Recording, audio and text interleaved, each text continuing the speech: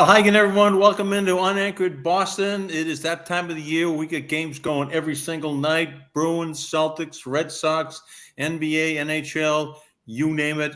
The draft coming up. And as always, we're brought to you by Cold Springs RV, your destination for all things camping. And where? We're in New Hampshire, of course, and the great George Gray. The big wheel, we call him, at George Gray's Lexington Toyota, 409 Mass Ave in Lexington. Well, one guy that knows how to juggle so many shows, so many things at once is the great Glenn Ordway. HOF, by the way, now, Glenn Ordway, which we will talk about in a minute.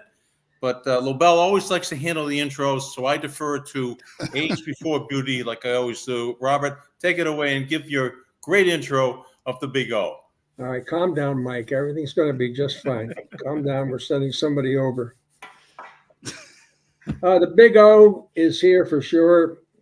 Lynn, Massachusetts, a small station in Beverly. Oh, good. And on his way up, WRKO, WITS, Oh, UEI, The Big Show, post-game Patriots, you name it. And 13 years, let's not forget 13 years with Johnny Most and the Boston Celtics, either, sitting alongside, catching his teeth or whatever it took.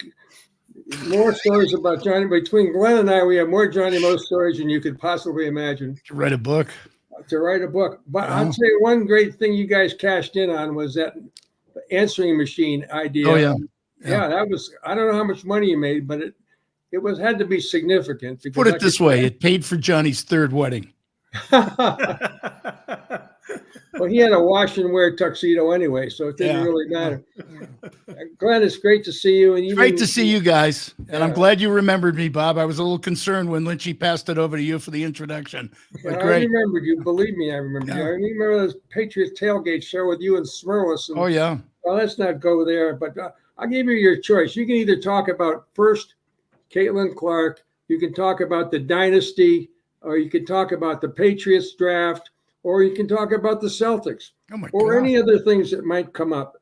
Or you can talk about the ratings at WEEI versus the Sports Hub, because I'm going to bring that up eventually. Yeah. Well, bring that up. I would clearly. I'm going to bring that up because this is near and dear to your heart, because we're all graduates of our own alma maters, and we all pay attention to how they're doing without us. Yeah. By the way. Yeah. And so anyway, so you can call if you want to go. Start with the Celtics. Start with something positive. That's really those EEI ratings are really not what you'd call positive. So let's start with the Celtics. What's to say? They're going to win the NBA championship. I've said it all year long. I think it's going to be Boston and Denver. They're the two best teams in the league.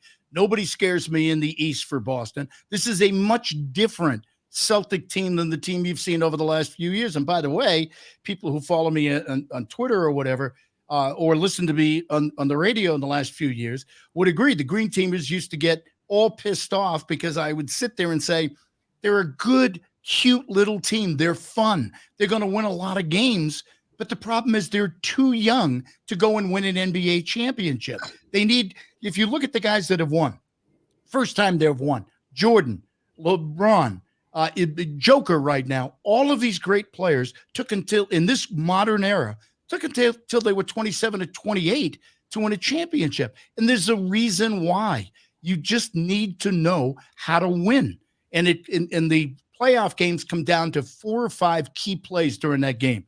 And usually young teams, like you watch Oklahoma City, good, young, athletic team. They will be extremely entertaining. They will play fairly well, but they won't go deep into the postseason because even though they're the number 1 seed in the West, because they're not going to make great plays on those 4 or 5 plays you have to make. This team is complete. Porzingis changed everything. And getting rid of Marcus Smart, as much as he was a really nice player and people liked him because he busted his ass every night, you guys know this. You can't have the leader of a team be the 4th best player on the team. It's got to be the best player. That's where your leaders come from. So I love them. The only team that scares me is Denver. And why? Because they have the best player on the planet. And usually in the NBA, unlike these other sports, if you've got the best player on the planet, you usually win. So they're the team that really concerns me. And you saw what they did last night when they were way behind against the Lakers, and they still found a way to win, even though they played like crap all night. I think you're right, Big O. I've been waiting for years to have a guy in the middle who people were afraid Yep. to drive because it would get blocked, they'd get swatted back, they might get hurt a little bit, and we just haven't had a big guy in the middle for a long, long time. Might have to go back to Kendrick Perkins, and maybe not even him. Maybe go back to Robert Parrish, but he is a force. Well, At both ends. At both ends. Garnett. Yeah. Garnett, certainly. But at both ends, I mean, I think this is the best team since 08. If you're looking at it, maybe 09, they had injury problems with that team, but this is the best team, Celtic team I've seen. I think it would be disastrous if they don't win it this year. Now, they will have maybe a 4-year window here based on they've got most guys locked up, but you're still dealing with your ancillary players. You'll lose them maybe in free agency down the road. They've built a bench. They got a pretty good bench. Pritchard is a pretty confident player now, Hauser. So that's all you want, like Eddie House and that 08 team. You want somebody to come off the bench that when you're sluggish and you're having trouble scoring, they can give you some instant offense. But Porzingis does it at both ends. At the offensive end, I think he changes everything. I think you could see it. Miami, the Celtics have been having difficulty with that Miami zone over the last few years, and that's why they lost so many games against them. And I don't know why, because the zone is not that difficult. You spread the floor and you find some lanes. But they were having trouble doing it. Once you have Porzingis and you have a big guy out there that can actually open up that space for everybody else, there's no more trouble with that zone defense. So you're right, Lynchy. He solves so many problems. The one thing you got to be worried about is he going to stay healthy. Yeah. Well, as Garnett said, anything's possible. And the one guy that doesn't get enough credit to me is Brad Stevens. Yes. I mean, there's a reason this team is out there and who they are. And I think, well, I guess you can go back to Danny Ainge because he hired Brad Stevens. So I guess you got to give Ainge his props as well for recognizing what Stevens brings to the table. But I don't think anybody could have thought that he was going to be this good. Can I ask you guys about this whole Brad Stevens thing? Because when did it all happen? I think Stevens actually went to the ownership, certainly went to Danny, and he basically said, I'm not sure I can get through to these guys anymore. And we all know, even great coaches, there's a time frame, and then eventually it expires, and the guys sit there and say, oh, yeah, big deal. And when he did that, Danny told him that he was going to leave. And then out of nowhere, we suddenly find out that Brad Stevens is the guy that the management and the ownership wants to be the head of personnel and take Danny's job and run the organization. Now, most people thought, and me included, that it was simply a way of, we got to pay him anyway, so why don't we just give him another job within the organization? I said that on the radio at the time. And I would say somebody very high up within the organization, extremely high up, called me and basically said I was full of shit and basically said, he really wants this job. And I said, he's a lifelong coach. Maybe he'll go back to college or something like that, or wait it out for a year or two and then go get another coaching job. But Brad Stevens really wants to do that job. And coaches are coaches. You guys know that. And he said, nope, he really wants the job. And we think he's going to be great at it. Well, I was totally 100% wrong. Brad Stevens apparently really wanted the job because he dove into it head first. And you're right, Bob. He's done a phenomenal job when you look at how they put together that roster. And I'm telling you, when you look at the books and you look at where they are with the salary cap, and when you look at that luxury level, at the ceilings that they constantly have to pay more money over, he's done a phenomenal job. And that's why they're in the position they're in right now. I couldn't agree with you more. Yeah, I couldn't agree more. I'm with you. I thought that he was positioning himself to take the Indiana job, college, the IU job. And well, he still may. I thought it was a nice way to, okay, he doesn't want to coach him, or he's burnt out. He can't connect with the players. Let's have him just sit here for a little bit till he takes a nice college job, and we'll get somebody else. Yeah. So I was wrong too. Yep. Totally wrong. Well, I think. But you got to admit, it was highly unusual for somebody to say, I can't get through to these guys anymore. I mean, the person that can't get through to those guys anymore isn't the first person to recognize it in most cases. Well, maybe you got to give him. It was a very unusual way of self-analysis for him to say that and come to a decision. Yeah, I think he was right, though. I mean, No, he right, was. That's the point. Doku most came in people there and wouldn't it know became a different situation. And now you get Joe Mazzulla, but no, you're right. He was able to look at it and say, I'm the problem. And how many guys do that? Nobody does that, Bob. Nobody does that. No, they hang on till till you finally throw them out the back door. Nobody does that. I got to give them all sorts of credit. And I thought the Indiana job that you brought up, Mike, I remember that, and I thought that was a possibility. But no, he wanted to do this, and they believed in him, and they kept on telling me that. And when people within the organization tell you, sometimes you roll your eyes and say, well, are they really telling me the truth or not? But in this case, I think they were telling me the truth, and I wasn't listening. I remember when the general manager of Channel 4 brought me up to his office along with the news director at that time. Neither one of them's names I can remember for obvious reasons. I have a few of those in my history. Said that, well, we're just going to make a change, Bob. Why would we need you? We have Steve Burton. Right. And I said, well, I thought I was going to be the solution, not the problem. Yeah. And, but no, they had to recognize that I was the problem. But I'm just saying, Brad Stevens was smart enough to realize he was the problem. Yeah, I've got to give it to him. And he really knew what he was doing, and he's been great in this role. I think Joe Mazzulla is much better this year than he was last year. Does he concern me a little bit in the playoffs? He does, because I really believe in the NBA. You can get away without having a great coach if you have the greatest talent on the floor. On the other hand, the coach is more important in the playoffs because there are more key decisions, timeouts, substitutions, certain things, plays on a timeout that have to be made by a coach.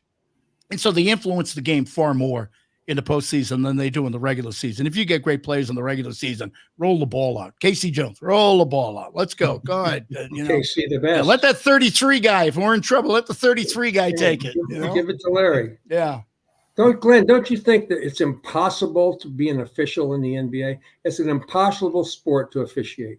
Well, I think they're impossibly bad right now, Bob. I mean, they're terrible. It's like, how many times do you watch a game now and say, wait a minute, I thought I knew what a foul was. I thought I knew what a charge was. Wait a minute, let me go to the rule book. Right, exactly. And you look at it, you say, this is, ridiculous, some of the things. So they used to have two guys, as you guys remember. We can talk old school basketball now.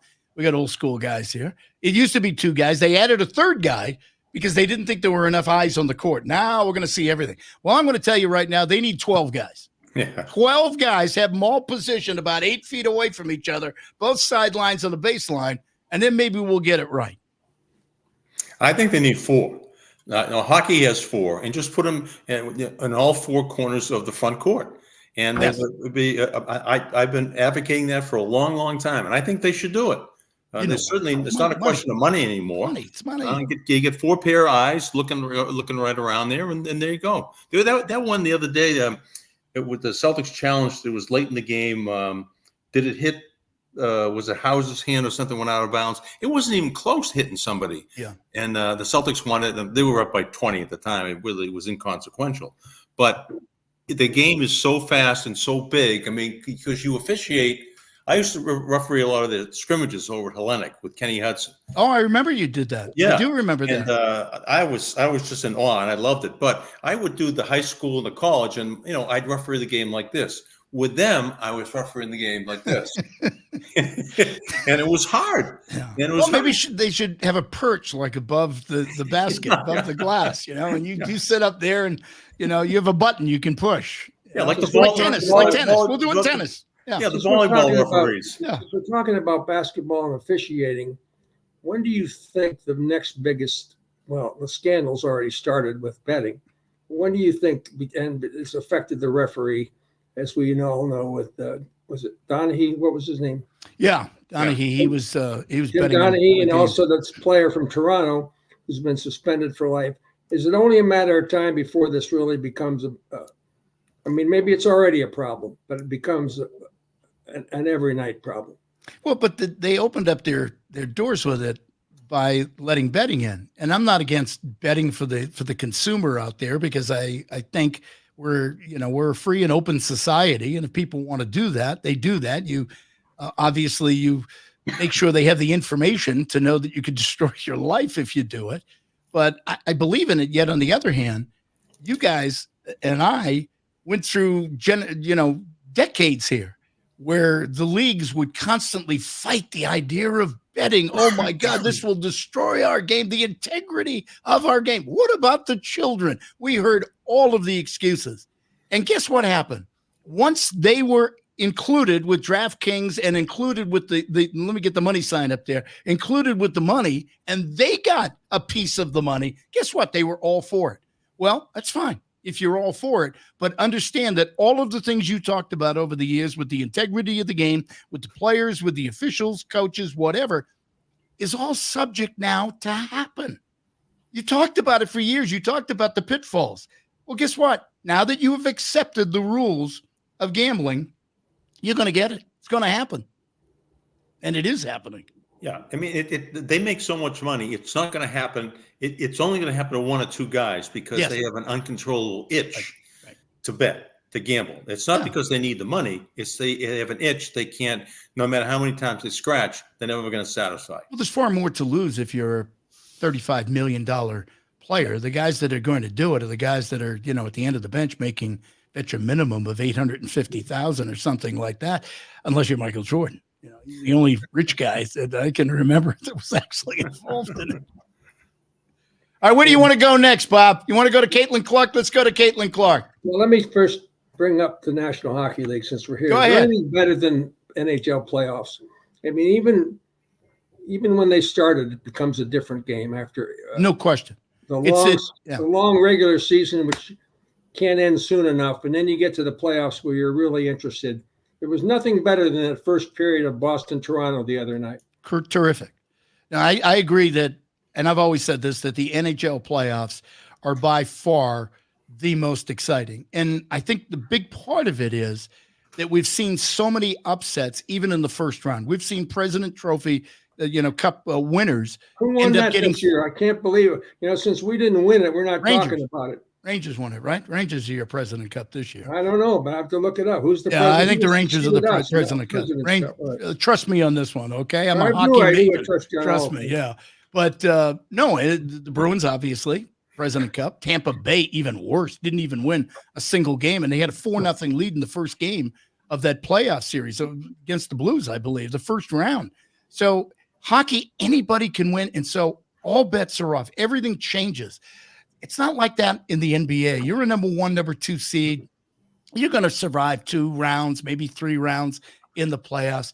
It's just so different, I think, because the game is so different. It's not the same game you see in the regular season. Intensity increases dramatically. Goaltending is far more important when you get into the postseason, far more, because teams are playing 7-game series. So they're playing your weaknesses. They're looking, are they weak at defense? Are they weak at a certain side?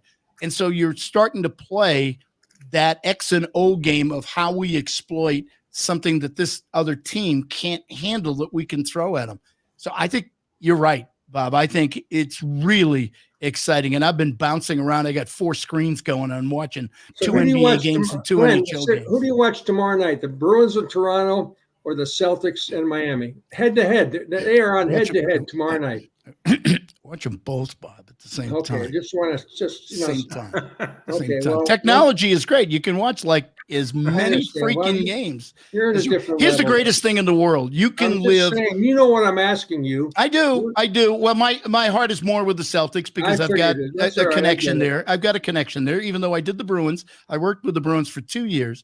I do have a real emotional connection with the Celtics. So I am far more into the Celtics stuff than I am with the Bruins stuff. But I am watching every one of these playoff games. I'll admit I probably watched 12, 15 Bruins games during the regular season. I watched every single Celtics game, virtually every single one, either live or, had the thing recorded. But no, this day and age, you can watch so many games and you can be out of town. I'm still a Bostonian. I come back there all the time. Let's say you're a regular fan, Glenn. and you can go to one bar with the Celtics game and another bar's got the Bruins game on. You're going to pick the Celtics bar. I don't know. Was the MLS playing that night? Is that a possibility? No. I think the Rebs are out of the playoffs. Yeah. The reason I think if I were a regular fan, I'd go with this, and you know what happens. There are either Bruins fans or they're Celtics fans, and the rest are just pink hatters, that go in between the two. All right. You're either embedded with a Celtics fan or a Bruins fan. But I guess I think I would go with the Celtics because I think they have a better chance of winning this thing. I think there are too many obstacles for the Bruins. Can they win it? Sure, they can win it. But there are an awful lot of obstacles. I didn't think Toronto was going to be one of them, by the way. But whose parade would be bigger, the Celtics or the Bruins? The Bruins won it in 2011. The Celtics won it in 2008. Boy, the Bruins have a strong base out there, Bob. They have a strong following. I know. They're unflappable. They won't give up in any way, shape, or form. So you don't think the Red Sox are having a parade this year? Is that what you're telling me? They might be, but it might be a parade out of town. Yeah. Well, got to give them credit. I mean, based on the talent that they have and all the guys they've lost, they're playing over their heads. Now, I don't see it continuing. Who have they played? Yeah, you can't say that. Everybody's playing everybody out there. I mean, you don't think the Pirates are a juggernaut? No? You're not going with that? No. They're right up there with Oakland. Let's pick a subject for Glenn to handle here. What happened to Caitlin Clark? You guys are against women. That is the problem. You guys don't want to talk women's sports. $28 million Nike contract. She's about to sign. 8 years. It's probably going to be worth it. Yeah. That's about a 10-year deal in the WNBA, isn't it? Yeah. Well, the NBA, I think she's only making like $80,000. I think you're right. The WNBA because it's all slotted. And then, in all fairness, and I will tell you this, I was not. It may shock you guys. I have not been a big fan of the WNBA. I think I've watched in my life maybe 4.5 minutes, 5 minutes. I can't tell you how much of the women's tournament I watched this year, the college tournament. I watched an awful lot of it. And I watched a lot of it last year because Caitlin Clark was featured there. Angel Reese was part of it. So there were storylines. And, it's all about storylines. And there were storylines in all of that. And so the women suddenly had taken their game from where it was kind of blasé because the game itself, Lynch, you've as you said, you officiated these games before. The game itself, the women's game, reminds me an awful lot of the men's game back in the 80s and the 90s, okay? Yes. So it's not that it's a bad game the way they play it. It is head and shoulders above where the women were, 10, 20, 30 years ago. But I was intrigued by this, and I watched as much of women's basketball in the tournament this year than I did with men's. My friends will tell you that is impossible or nearly impossible. I'm telling you I did. And so I think she deserves an awful lot of it because she's taken the game to the next level. Here's the only issue and the problem I have going forward with Caitlin Clark. Is she going to get buried in the WNBA? That's a good question. Is someone going to pick her up at half court and just wear her like a glove? And will she be able to get the basketball? Will she be able to shoot these 30-foot 3-pointers? I don't know. I don't know. See, it might get more physical, and so they may not allow her to do that. But I'm wondering, since can she single-handedly, because they're almost asking her to do this, even though the former old WNBA players seem to be very jealous right now of her, stature in the game instead of, embracing it and saying, she's taking our game to the next level here. I'm wondering if the WNBA is going to be, it'll be more popular, but is it going to be on the same level of where they got 18 million viewers for her last 2 games on each game? Yeah. The WNBA is not capable. I'll say this. I wish Boston had a franchise so I could see her play in person. You'd see her like twice though, right? During the course of the season. But are you going to watch it? Are you going to watch the WNBA on TV? Are they going to get 18 million viewers for a WNBA? No, they're going to get 400,000, 500,000. Don't you think, Glenn? Don't you think she probably would struggle for a little bit and then readjust because I don't know. She does so many other things besides 3-pointers. I think she is tremendous at what she does. I mean, she's got a little bit of Steph Curry in her, and you could see her her game and where she's developed it. You're right. She's a phenomenal passer. She does so many things out there. The pace, she changes the pace of the game. I think she's remarkable. And as I said, I'm hooked, but I don't think I'm going to sit and watch a lot of WNBA games. I just, if Indiana, the first game, she's on the first game. Indiana's going to play in the first game. And Indiana was a last place team. That's why they were able to draft number one. So the team really sucked. So they're probably going to be on about 75%. No, they're on the 40 WNBA of the games. first 60 games, Glenn. Oh, there you go. So, yeah, they're going to be on a lot of games. But there's a big difference from where she was in college, 18 million people, and to expect a big, huge crowd for the WNBA. And as I said, I love her. I would argue with people who say, including the president now, who claims that women should be in that position of basketball, should be making the same in the WNBA as the NBA. Well, here's the difference. The difference is that the NBA brings in $20 billion.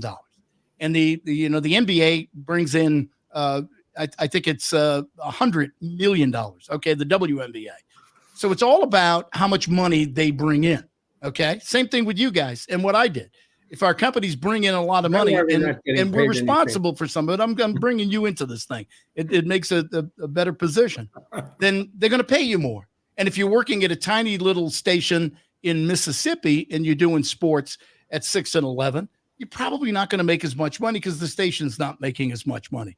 Now, I think it's fair that she makes it with Nike because I think she's going to influence shoe sales, especially to young girls. And so it makes all the sense in the world that that's where she makes her money. And that's where I think a lot of these WNBA players are going to make it. All right, let's go. Let's turn our attention to Foxborough. And I don't know where to start with the Dynasty series, with the article. Well, that was good, huh? Belichick loved it. Let's talk about the draft first, it. Mikey. Let's talk about the draft first, since it's front and center. Well, the only thing is that the draft's in 2 days, and it might be dated. Whatever they do, but this. Well, I'll give you this on the draft. Okay, you tell me if you feel the same way. So, Patriots have never been in this position before, so I think the fan base is kind of excited. Okay, they're kind of excited because you're going to get a quarterback, an opportunity at what you consider possible franchise quarterback. All right, that's great. Here's why I'm not excited. Because I've looked at history, and history tells me that when you're drafting, it is very rare that you're going to find a quarterback that's going to be a franchise quarterback at the top of the draft like this. One of these guys is probably going to be a superstar, okay? The others are probably going to fail miserably. Let's go back into the Mac Jones draft, in which the Patriots got the 5th quarterback, all right? Look at that draft. Everybody was raving about the quarterbacks, right? Even if you get the 5th quarterback, you're getting a damn good quarterback. And if you ever number one and you get Trevor Lawrence, you're getting the next Peyton Manning or whatever. Well, Trevor Lawrence has not turned out to be the next Peyton Manning. Actually, he is still struggling right now at that level, right? And you look at the rest of those players, they're on different teams now. They're not even on the same freaking team. So as much as we get excited about the fact that they're going to get a pick, don't be disillusioned. Don't think that this is necessarily the next Tom Brady, the next franchise quarterback. Because if you look at the odds, we were talking about betting earlier. If you're looking at the odds are absolutely against it. Fair enough. All right. Mike brought up the dynasty, right, Mike? Well, the Dynasty or the article on ESPN within the past week, Kind of connected, yeah. Wickersham and Dan Van Natter, I think, and Jeremy Fowler, I think, was the other guy that wrote about how Robert Kraft has torpedoed Bill Belichick's chances to be the head coach of the Atlanta Falcons. And that combined with how Robert Kraft came off in the 10-part docuseries Dynasty, I think is blown up in his face. Been a rough month or two for Robert Kraft, I would say. Listen, none of it would surprise me. Obviously, there was the Dynasty was tainted, and I would love to have been a fly on the wall as Bill was watching that whole thing play out every episode, because clearly there was an agenda. Now, I also think if you watched Bill's clips when Bill was speaking, Bill was the one person that really wasn't cooperative. I mean, he sat there and he did it, but you could tell he was not giving honest answers. He wasn't going to say anything. He just, that's just Bill. So it would not surprise me at all if in a normal, candid conversation between Kraft and Arthur Blank, in which he was talking about him, and Kraft would say, yeah, he's a great coach. I mean, I'm telling you, there's nobody better out there, but he's a pain in the ass to work with. Now, that would not surprise me at all, because you want to know something? It's the truth.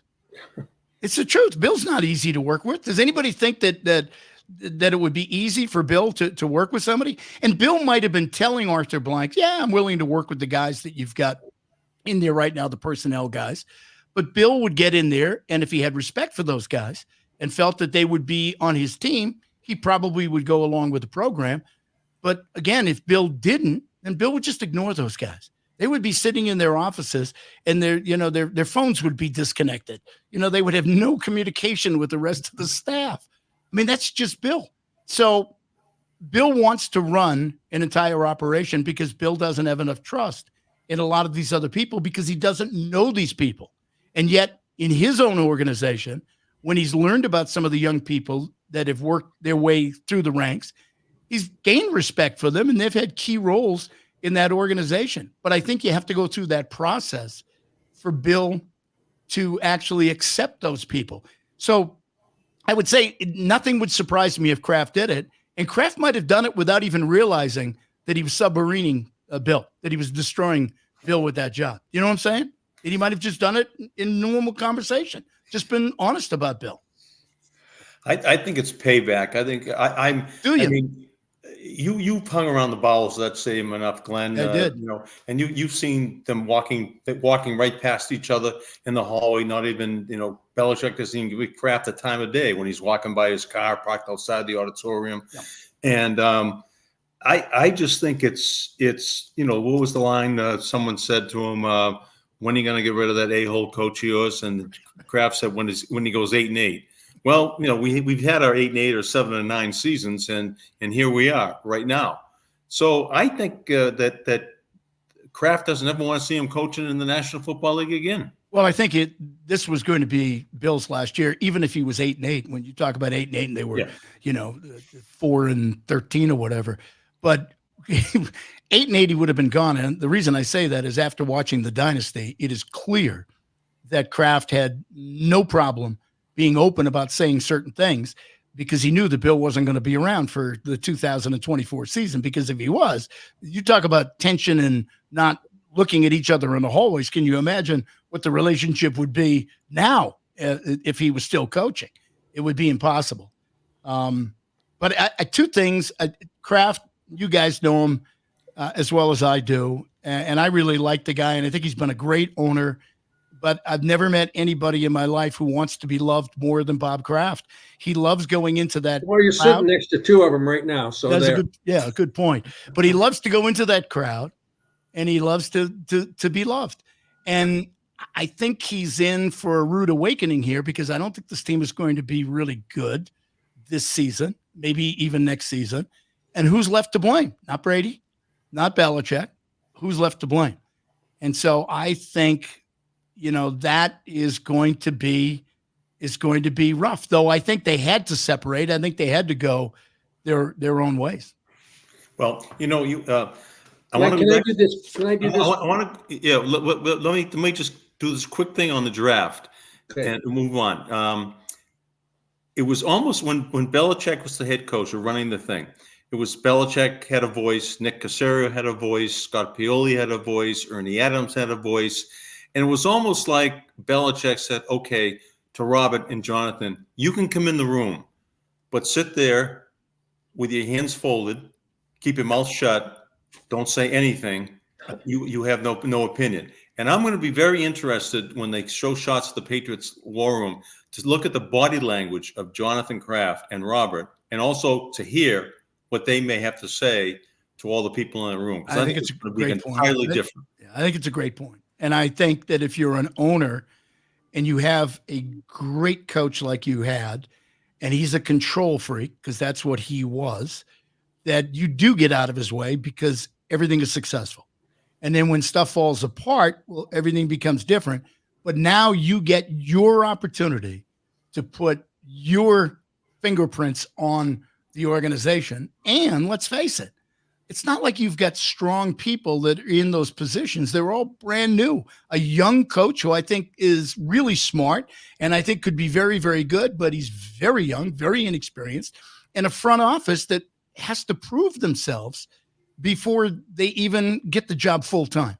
So they're going to be, walking on glass here because they're going to want to please Robert and please Jonathan. And isn't it interesting? Maybe the best personnel guy in the league over the last 2 seasons is Nick Caserio in Houston. Yeah. Interesting. Yeah, why can't we get general managers? Very good, Bob. I was waiting for that one. Where the hell's the panic button? Where the hell's the panic button? It's right behind me. Is it? Oh, there it is. Yeah. It's there, believe me. Yeah. Never far away. Okay, Glenn, we have a great question for you. Go ahead. Is the next question, but we have a commercial. I know that's hard to believe, but we do have commercials. A couple. Not surprising. Well, I know. Some people are, but campers. And Yes. Glenn's in Arizona, so he had to get out there somehow. Okay. Yep. I don't know how he got out there. Plane, train, automobile, boat. All of the above. Camper or whatever. But campers, are you thinking about a new RV? I mean, it is that time. Our friends at Cold Springs RV are ready for you. So go see the latest in travel trailers, fifth wheels, motorhomes, pop-ups, and more. They have the best selection and even an indoor heated showroom for pop-ups. What more could you ask for? Looking for a pop-up? Go to indoor heated showroom, Cold Springs RV. Cold Springs RV in Ware, New Hampshire. Where, New Hampshire? It's just west of Goffstown and north of Topsfield. Check them out. And north of Kingsborough, actually. Check them out online at coldspringsrv.com. That's our. I think I'm going to go with my Google map. Well, I'm very disappointed. Well, because you always ask guests, and you give them a great prize, which I think is amazing. Because usually you go on these podcasts right now and they give you Zippo, nothing. Well, but wait a minute. We haven't heard the rest of this, Glenn. Oh, okay. I hope I'm getting it. Bring it on. Hang on. You are getting it. Good. Go ahead, oh, Mike. My God. Go ahead, Mike. Go ahead. Well, when you come out for the Hall of Fame induction, and by the way, Bob, I set you up with the HOF, and you really blew it there. Glenn Ordway is being inducted. I have it on my list here. I know that. We're going to be there. there. We'll do that later. All right. So, Glenn, when you come for the Hall of Fame induction ceremony in Mass June, Broadcasters, by the way. Mass Broadcast Association, and long overdue, but we're going to get into that in a minute. We're going to send you back to Scottsdale in the Lobel Lynch cruiser. That's sort of like the Madden cruiser, okay? Yep. And you got to take. Now we gave this question before. You at that time you could pick anybody you want to ride shotgun. This time you have to pick anybody that appeared in the docuseries Dynasty. Oh, anybody that was in that series, okay? And they can ride shotgun with you from Lynn to Scottsdale. Who would it be? I think it would be Belichick. I mean, the first thing I would want to do is, Bill, what did you think about the dynasty? And I would want to go over all of those things because there are times that Bill, and I'm sure, Lynchy, you did a show with him as well every week. And I did a show with him every week. And there were times in which he could be somewhat candid off the microphone, away from the camera. And so I think it would be an unbelievable ride. It would be unbelievable because he would be so open and talk about stuff. See, I was prepared for this question because I know you do it dead or alive if you could go with anybody. My answer was going to be, first of all, with a question. Can you smoke cigars on the camper? And if the answer was yes, I was going to say Red Auerbach. Because the first question I would have with Red is, and you got a little video screen on the camper. I would show him the NBA today, and I would say, "Hey, Red, they have 17 coaches behind the Celtics bench right now. What do you think about that?" This is a guy who at one time was the lone coach on that bench. Yeah, but Red would be great because I've had some great sit downs with Red, who used to call me all sorts of names, and I thought it was a bad thing until Jan Vogt said, "No, that means he likes you." I said, "Fat asshole. That's a complimentary." Okay. Hey, when you're riding with Belichick, do you think you'd get him to answer the Malcolm Butler question? No, I think he's answered it. He's answered it. I've asked him, and it's a football answer, I think. And that was the one thing that I thought that Kraft brought up that was really suspicious. He said something about, all I was told is it was not a football thing. Well, I don't know about you guys, but all I was told is it was a football thing. That Butler was not attentive during the week. He was in the hospital for a few days. He was sick, and they were fearful of the big Philadelphia receivers. They were scared to death, and they thought it was going to be a major problem. And they only thought he could play outside. They didn't think he could play in the slot. He hadn't worked in the slot. So they thought he had to be the outside guy. To me, that's what I was told. He was totally out of it with no attention. And I actually had two players actually nod and say to me, yeah, he really was out of it. I don't know the reason why, but he was out of it during the course of the week. And Belichick said it was clearly for football reasons. And for Bob Kraft to come up with that, and you guys have heard of all the stupid, crazy rumors, he's messing around with somebody's wife and all this other stuff that is just crazy. For Bob Kraft to leave that door open was really surprising. So maybe I've got it all wrong. Maybe there is something I don't know about, but that's what Belichick would say, I think, in the book. I think he would go to his grave saying that it was a football issue. And so is that true? That was Kraft's response. You're absolutely right. Yeah. The thing that really grated me about that was the follow-up remark regarding the Philadelphia game, the Super Bowl, when Kraft said, I'm going to keep my eye on him next season, like he was talking about a child. I thought that was absolutely ludicrous. I agree. I'm going to keep my eye on him. Better not do anything. No, I'm going to keep my eye on that boy. So you know what becomes, though? We've all heard the rumors, Glenn. Of course we have. Yeah. There were tons of rumors out there. And that's what I think makes this really a tougher situation, is that, and I'm not saying that Bill Belichick was easy to work with as an owner. He was probably the biggest pain in the ass you could deal with.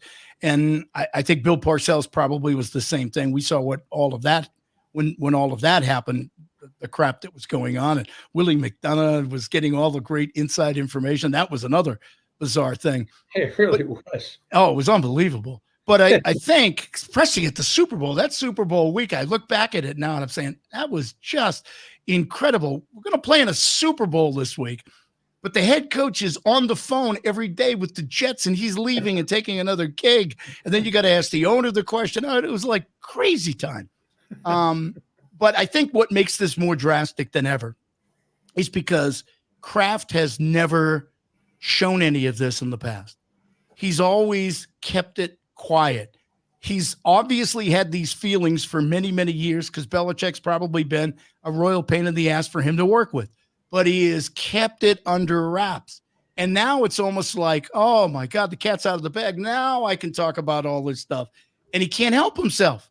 And so the drastic difference is, whoa, wait a minute. We just went through 20 plus years, unbelievable time. We won all of those Super Bowls. We were in the other ones, and greatest quarterback, greatest coach. And now you're telling me that the whole thing was a miss, and it was all, that's what makes it, I think, worse. Well, the draft this year has taken a lot of the sting away from the dynasty, because it's just allows fans to focus their attention on something other than Belichick, Kraft, and the dynasty, which has been all negative all the time. Yeah. Pat McAfee. The Pat McAfee show with Belichick. That's going to be must see. I mean, you're going to have to put your eyeballs on that whenever they come on. They have a pre-draft show. I think it's 7:30 or something. Yeah. And I'm going to be watching and listening to that more than Mel Kiper and all the other coverage. Mike, I've already been arguing with people who tell me, what the hell is Belichick going to do with this media thing and doing a media role next year? And I said, let me tell you something.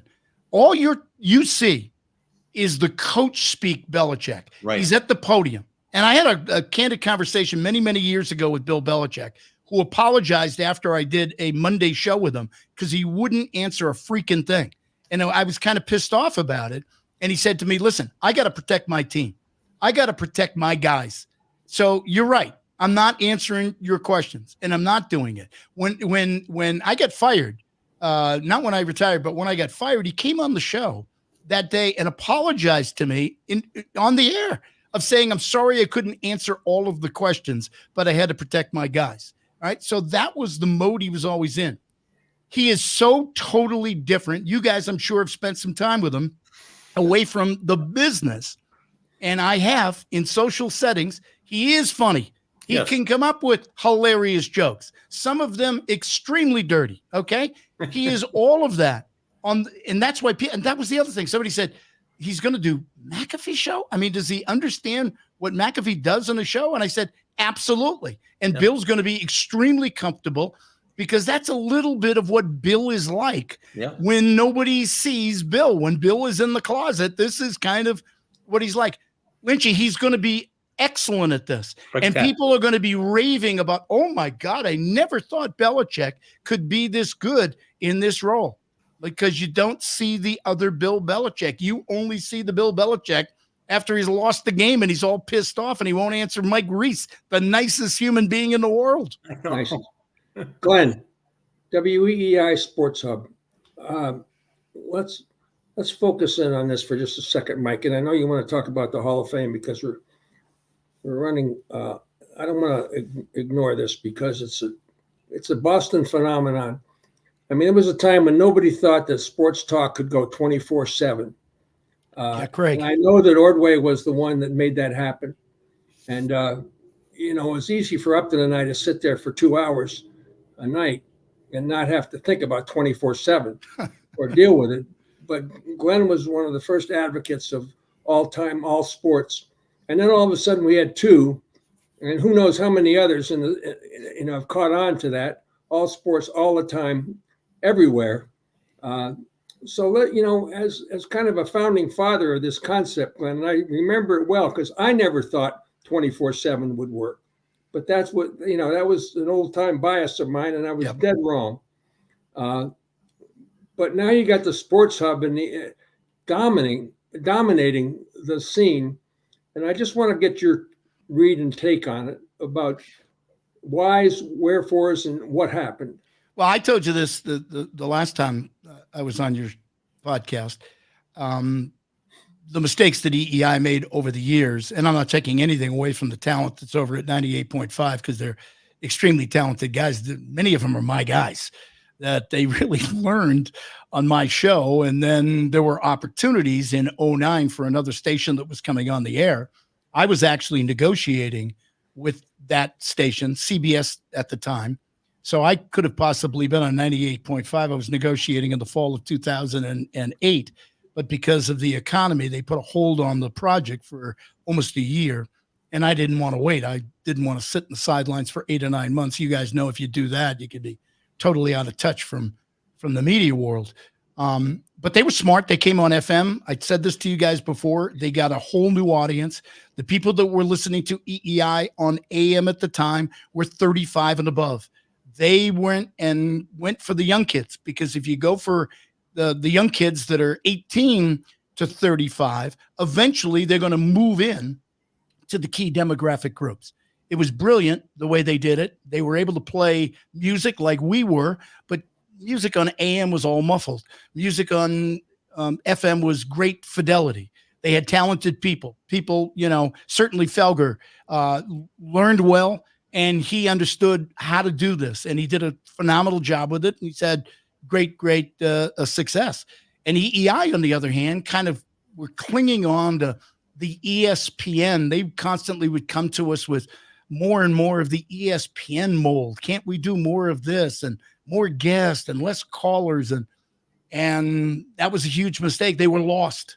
So when you start losing in the ratings, and your ratings are dropping and the other guys are going up, there's a tendency to panic. And that's exactly what they did. I mean, it's interesting. I got fired in 2013 after a fall in which the Red Sox were the Valentine fall, in which they played 8 afternoon games in September, and all in my shift, and nobody was actually paying attention or listening. But putting that aside, Felger was certainly not only challenging me, but he was moving ahead of me. And in that fall book, he was number 1. I was tied for second, I believe, with ZLX.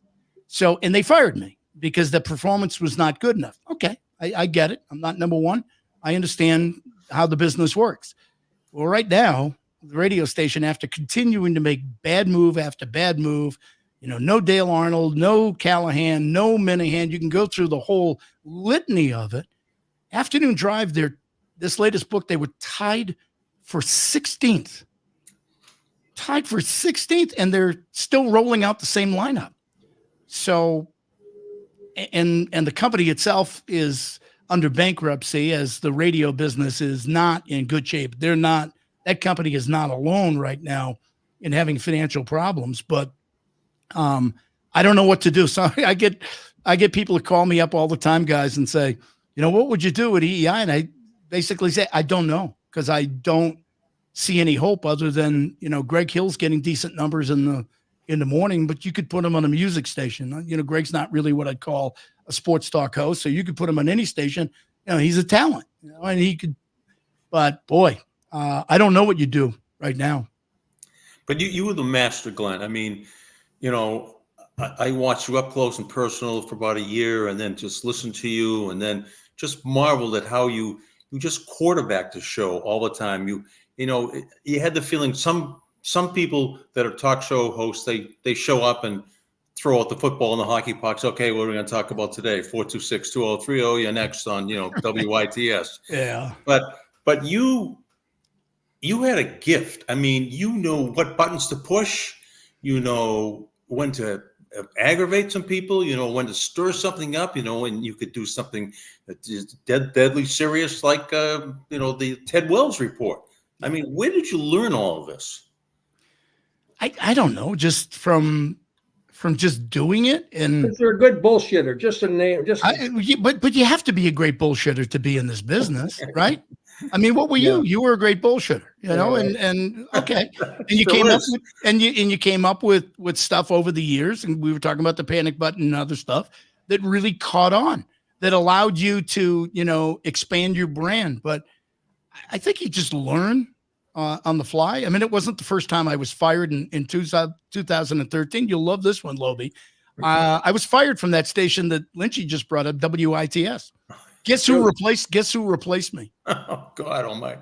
You remember? Bob, do you remember this? Who replaced me? I was out in a rowboat in Lynn Harbor without any oars. Lynchy replaced me. And I will say this. This was unbelievable. Was it Cliff Keen? Was he? Yes, they were all there. Lynchy will tell you. This tells you Lynchy's character. Okay. I get fired. He takes over the show. He calls me the next day and basically says, "I'm so sorry," whatever. And I said, "Lynchy, it's not your fault. You had nothing to do with this. You're just the guy that they want right now to put in there." But I never forgot that, Lynchy, because that's character. When you call somebody and say, "Jesus, I feel worse than ever." Not only did the guy lose his job, but I took it from him, But I never felt that. And nobody should in the business, because we all know how the business works. It's not the next person who occupies your seat, whose fault it is. That they're not the person that fired you. But I think back at that station, Lynchy, I learned a lot when I took over in 96 EEI, and they put it on 850, and they put me in charge of everything and said, "Can you build us a guy by the name of Steve Dodge from American Radio said, can you build us a sports radio station where we got something?" Because they were kind of flourishing. They weren't doing much at 590. And I sat around and started thinking about it and thought about shows. And I said, what you need is multiple people in the studio. You need to have some entertainment. So it's got to be funny. You got to be able to, dump on shit on each other as without losing respect for the other person, understanding that that's what friends do. If friends are sitting in a bar, that's what they do. They dump on each other. That's the dumbest thing I've ever heard. You're an idiot. and to be able to create some controversy. Why can't we take what we're doing naturally in life and convert it onto a radio or TV show? I mean, I think you guys do this right now, the two of you, and you have a guest. And so there's interchange. You're going back and forth with stuff.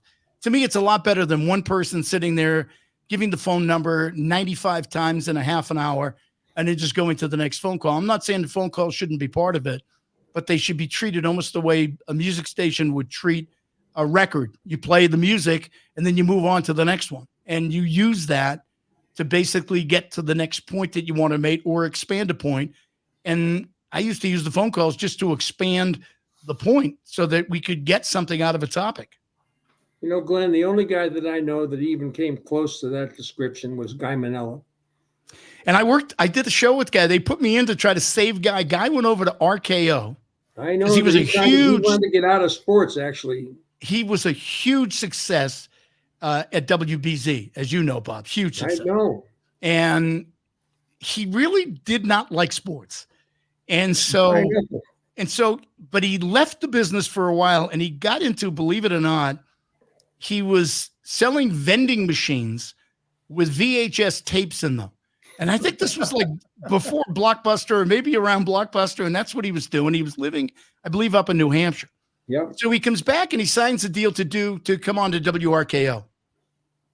And so this is the very successful Guy Manila, comes back and does a single show, doesn't like the phone callers because he thinks that they're all dumb or they're beneath him. And so he pontificates and he does these long monologues. And he was a brilliant guy, really smart guy, but he wasn't really relating, to the Bruins crowd, to the Celtics crowd, to the Red Sox crowd. And so it was failing miserably. So they came to me. I was working at RKO at the time, and they asked me to go in and co-host the show with Guy Manila. I didn't have really a lot of clout at that point. So I'm sitting there going, it's 1980 or whatever. And I said, I guess so, whatever. So I first sat down and talked with Guy about it. And Guy didn't want to talk sports. Exactly what Lobel just said. I said, well, what will we talk about? And he said, we'll talk about the stars. And he started going into stuff. And I'm sitting there going, how do we make that it was a 2-hour show at the time. How do we make that a 2-hour radio show? How does that happen? So in 3 months into the show, my career was going right down the shitter. And I'm sitting there going, this is ridiculous. At least Guy's got, a few years on his resume where he was a great success and people will always remember him. I'm going to be the afterthought. I'm the ventriloquist puppet for Guy Manila. And so I said, I've got to do something about it. So I started fighting him on stuff. And I would start going and reading. I knew what he wanted to talk about.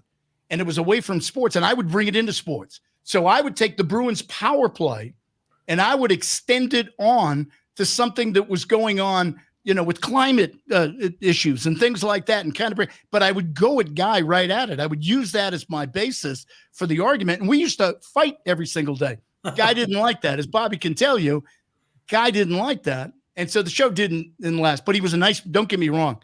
I liked him personally. He was a really nice guy. No, but Guy had an edge to him that lent itself to you believing that he was smarter than you. Exactly. No matter who it was. I mean, that's exactly. When he was solo on the radio and doing sports, he basically was smarter than most people. He was.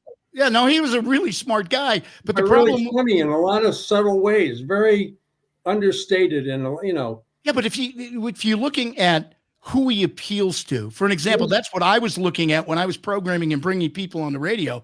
How are these people going to project to the audience that we need to lure? And the audience was men 25, 54. How do we do that? I get accused by critics of not, appeasing women enough. Well, we were paid on getting listeners that were men 25 to 54. I always thought the Guy was trying to get public radio, WGBH listeners. Yes, of course. That's who he was trying to appeal to. And that's why he got no ratings. He was Bill Littlefield before Bill Littlefield exactly. was on. Okay, best caller ever had to be Butch from the Cape. You He was remember pretty him, good. Lynchy? He was pretty good. Excellent. I mean, I think Butch from the Cape was the best caller I've ever heard on talk radio. In terms of he had star power as a caller. Yeah, he was pretty good. I got accused of that too by Jim Baker of making callers into celebrities or whatever. And I said to him one time, I said, well, I guess guilty as charged. I said, but the reason I'm doing it is because they're extensions of the program. If they're coming on and they're saying something zany or something crazy, I said, Jim, I can't tell you how many times I've heard people say that to me. And the next sentence is, but I love, Butchie from the Cape, or I love that guy, or the Kraft guy. I love these guys today have no idea what it's like to wake up to Jim Baker in the morning. Oh, they have no idea what Monica Collins or Siegel at the Globe or Jack Craig at the Globe or any of these guys.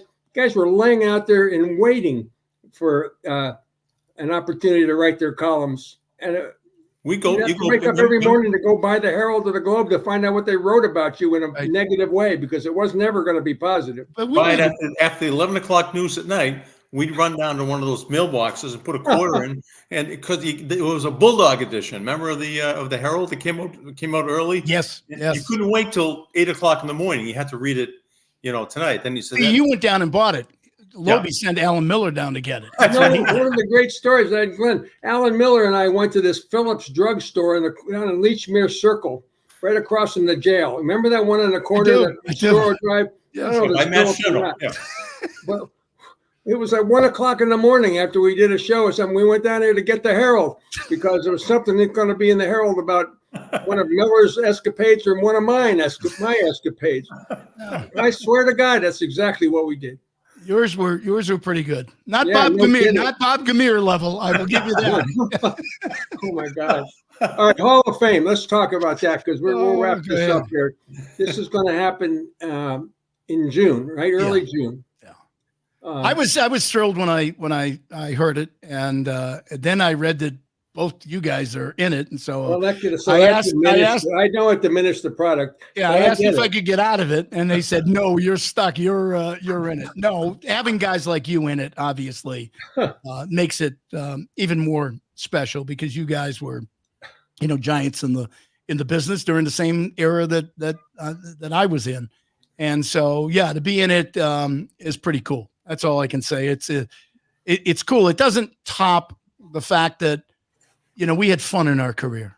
I mean, I think I can say that knowing both of you guys that, we thoroughly enjoyed it. We worked in the heyday of TV and the heyday of radio. Yep. I hate to say it, but nobody watches the sports. Sorry, Burton. I love you, Steve. But nobody watches it at 11:20 at night or whenever it's on. And you only get a minute and a half to say anything. But you were in the heyday and everybody tuned into you guys at night because it was where breaking stories would happen. Just get some of that audience away from John Dennis, we would have been all right. Yeah, there you go. There you go. Dino should be in this Hall of Fame as well. I mean, both as a TV role and as a radio role. He should be in. As a radio role, who was more successful than John and Callahan? No, that's what I mean. He should absolutely be in this thing. But listen, I'm thrilled. It doesn't top the fact that I had so much fun in my career. That I look back at and say, is wonderful. And I can tell you that as much as I enjoy retirement, there isn't a day I don't sit here and say, I really do miss it. Maybe I should do something, but what am I going to do? But I should do something, but whatever. Good. You were great today, Glenn. Thank you so much for being here. Hey, hold on. I gotta read one more spot, Glenn, so don't go away. Did we get another camper trip? No. We might. If George Ray, can build one, then you can next time you come back from Scottsdale. Awesome. If you're thinking about a new vehicle, go where Lowy and Lynchy go. Go see our good friend George Gray at George Gray's Lexington Toyota. We've been customers for years because we know George Gray will treat you right. They're a family-owned and operated dealership that we trust and you can trust as well. His three sons who work for him, they're always there. Go see the big wheel, we call him, George Gray at George Gray's Lexington Toyota. He's a big sports fan, big fan of yours, Big O. And if he can build us something to come back, we can find another guest for you right shotgun when you come back. Massachusetts own, Beverly's own, whatever. Lynn Classical. He's a Lynn Classical Ram, Bob. Wow. And that's important. He's Never could beat I did, Swansea. I did not, last time you were on, you were getting ready to go to Greece, Yes, and I did not know that you had Greek blood in you. my mother's side. Yeah, Wow. Mavrakis. Yeah. So I went to. I never had gone to Greece before. 72 years old. I finally make my first trip over to Greece. We go take the family. We go over for 16 days. And the only problem I had, and you guys can identify with this, is I had a bad hip at the time. And so the doctor said, we'll shoot it up. And we'll just shoot up your hip and you'll be just fine. He said, the pain will go away. It only lasts for a month or so. And then we're obviously going to have to do, surgery. And I didn't realize that they replace it. Basically, they go in, they saw your bone off and they replace the whole damn thing. And I was worried because I thought it was going to slow down my great athletic prowess, but apparently it didn't do any of that. So anyway, I get the shot. It was worse. And Greece is all like climbing up little stairs and rock formations. Oh my God. It was a torturous 16 days. And then I had my hip replaced. So I'm good now. Yeah, the populace over there thinks that the second coming of Zeus. Well, yeah, I don't know about that. Zeus had some muscles, I think. He had, some abs. That's what I hear. Think about this, people. Lynn Classical has produced Harry Yannis and Glenn Ordway. All right? Right there. Do you want to talk about two Greek Adonises? Yeah. They are. Ordway? I would say Harry again is probably a little bit more in that category than I would be, Lynchy. It was like propaganda when you were going to Classical before the night before the Classical English Thanksgiving game. That's what they would do. Even back in the late 60s, they would play like these old films of Harry Aganis and say, go out there, charge. And then we'd lose 20-0 to English the next day. Great job, Glenn. Thank you. It's always great being with you guys. See you at the Hall of Fame luncheon on June 3rd. I think. Look forward to it, Lobie. Lynchy, thank you very much. Thanks a lot. Congratulations. And make sure all of you out there follow us on unanchoredboston.com.